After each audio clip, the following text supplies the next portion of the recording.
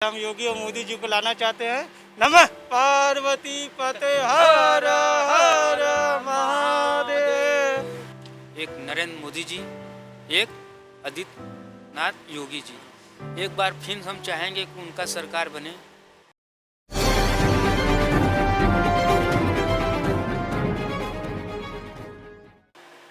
दोस्तों नमस्कार, मैं हूं संतोष पांडे और आप देख रहे हैं पोल टॉक। इस समय मैं हूं बनारस के भदैनी घाट पर। यह भदैनी घाट वही है जहां से पूरे बनारस को पानी जाता है।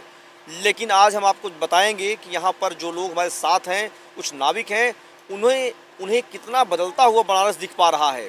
घाटों की कहानियाँ हम लगातार आपको दिखा रहे हैं। हम सीधे चलेंगे उनके पास, उनसे पूछते हैं कितना बदल पाया है ये घाट। भदैनी घाट पर हम बैठे हैं और हमारे साथ कुछ नाविक हैं। इनसे जानते हैं कि वाकई में घाटों की स्थितियां बदली हैं या इनके जीवन स्तर पर बहुत ज़्यादा बदलाव आया है। उत्तर प्रदेश में विधानसभा के चुनाव होने वाले हैं। 5 साल बाद सरकार बदलती है, उसके बाद आपको वोट करने का मौका नहीं मिल पाता है। लगातार आपने बनारस ने इतनी सीटें दी हैं लोकसभा की भाजपा को, विधानसभा की सीटें दी हैं भाजपा को। इस बार आप कैसे देख पा रहे हैं यूपी के विधानसभा चुनाव को? भैया हम तो जाहिर से बात है, देखिए जो भी सरकार अच्छी काम कर रही है, मेरा तो वोट उन्हीं को सपोर्ट होगा। हमें लगता है कि ये दो भाई हमारे हैं बुजुर्ग, एक नरेंद्र मोदी जी, एक आदित्यनाथ योगी जी। एक बार फिर हम चाहेंगे कि उनका सरकार बने। फिर उसके बारे में और देखें कि हमारे जो बनारस के स्थितियां जितने बदलते जा रहे हैं और बदलाव उसमें आता है कि उतने ही पे रुक जाता है। क्या नाम है आपका? हमारा नाम पड़ेगा दिनेश साहनी। साहनी जी, एक चीज, दो लोग आए थे यूपी के चुनाव में, अभी भी हैं। एक तो मुकेश सहनी हैं, बिहार से नेता हैं, कहते हैं मल्लाहों के बहुत बड़े नेता हैं, सनाब मल्लाह लिखते हैं। दूसरे नेता हैं संजय निषाद। दोनों कहते हैं कि एक तो बीजेपी के खिलाफ हैं, एक बीजेपी के साथ में है। अगर संजय निषाद भारतीय जनता पार्टी के साथ नहीं होते तब आपकी क्या राय होती? अगर हैं तो क्या राय है? ये देखिए निषाद हैं तो वो भाई, हम निषाद हैं तो वो भी निषाद हैं। ये नहीं कि भाई बिरादरी के पक्ष पे जाएं। यहाँ बिरादर वाली कोई पक्ष नहीं है। जो हमारे नज़र में अच्छा है मैं उनको भाई अपना वोट सपोर्ट करूँगा। संजय निषाद का फैक्टर बहुत मायने नहीं रखता है, मोदी और योगी आपको पसंद है जी। एक काम बताइए योगी जी का आप, 5 साल की सरकार चल गई है, पूर्ण बहुमत की सरकार थी, 325 सीटें थी। ऐसा कोई काम बताइए जो लगता है कि अगर योगी जी नहीं रहे होते तो ये काम नहीं हो पाता बनारस में। बनारस में तो ऐसे बहुत कामें उन्होंने किया है। जैसे कि देखिए योगी जी बोले या नरेंद्र मोदी जी बोले, दोनों लोग मिल के ही काम कर रहे हैं। हमारे विश्वनाथ जी देखिए कितना कंजेस्टेड हुआ करता था उनके यहाँ दर्शन करने में। अब धीरे धीरे उन्होंने इतना चीज़ों कर दिए हैं कि घाट किनारे से कभी हम लोग सवारी लेकर जाते थे तो उनको ले जाने में हमें बहुत गली घुमा कर ले जाना पड़ता था। अब क्या है कि अब दर्शन करने जाएंगे उनको तो एकदम घाट किनारे लगाएंगे, एकदम सीधे बाबा भोलेनाथ के दरबार में जाएंगे। एक ये चीज़ देखने को मिला, ललिता घाट। ललिता घाट। अब उनका नाम तो रखा गया कालीडोर बाबा विश्वनाथ जी का। और जाहिर से बात है कि ये होगा, कुछ आड़े हैं उसको भी उन लोग दिमाग लगा रहे हैं हमारी सरकार की वो आड़े खत्म हो जाए। वो तो जाहिर से बात है, आप भी जानते हैं कुछ आड़े हैं। आने मतलब दिक्कतें की बात कर रहे हैं आप? जी, कुछ तो दिक्कत है।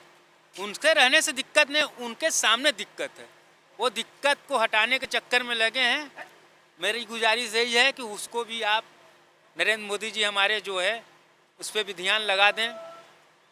बस यही करना। ये है बनारस का एक अपनी खूबसूरती है। ये बाबा विश्वनाथ को हमारे विश्वनाथ जी कह रहे हैं और ये कह रहे हैं कि अब इन्हें बहुत दिक्कतों का सामना नहीं करना होगा। सीधा नाव जाएगी ललिता घाट पर, वहाँ से बाबा विश्वनाथ के दर्शन होंगे।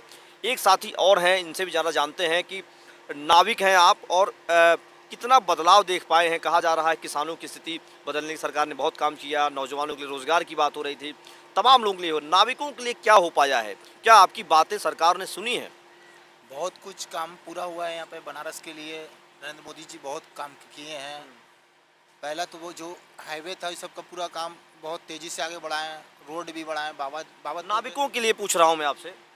नाविकों के लिए इधर किए हैं बहुत, इधर की इससे कि सीएनजी जैसे इंजन लगा है, पॉल्यूशन कम हुआ है और बहुत कुछ भी, जैसे धुआं आरती के समय वो लगता था, धुआं वहाँ कम होता रहा, सरकार इंजन भी दे रहा था। में गंगा में कितना बदलाव आया मुझसे जानना चाहते हैं। मैं उन्हें हो सकता है न सही बता पाऊँ, आप बताइए कि वाराणसी के घाटों पर गंगा में कितनी सफाई हो पाई है। सफाई ये है भैया कि पहले बहुत नाले उले बहते थे, वो बंद हो गए। और दूसरी बात कि इतने नाले जो इसमें आते थे, हाँ वो तो बंद हो गए।